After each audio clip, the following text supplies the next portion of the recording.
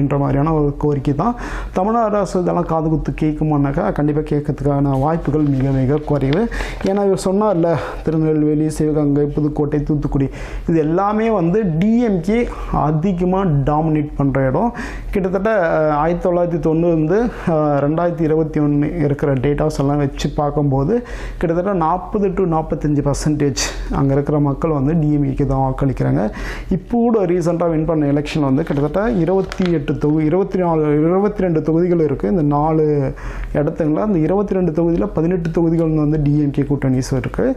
3 தொகுதி மட்டும் தான் ஏடிஎம்கே, 1 மட்டும் பிஜேபி. ஸோ அப்படின்ற பர்ஸ்பெக்டிவில் பார்த்தோம்னாக்கா இது வந்து டிஎம்கே டாமினேட் பண்ணுற ஒரு இடம் தான். ஸோ டிஎம்கே டாமினேட் பண்ணுற ஒரு இடத்துல இது போல், அதாவது பாரஞ்சித் அவர்கள் வேண்டுகோள் விடுத்தார்ல, வன்கொடுமை அதிகம் நடக்கும் இடம், அதாவது இங்கே வந்து கரடிகள் இருக்கு, இங்கே வந்து பைத்தியக்கார கும்பல்கள் இருக்குது, அதாவது கொலை பண்ணுறவனுங்க இங்கே இருக்கானுங்க அப்படி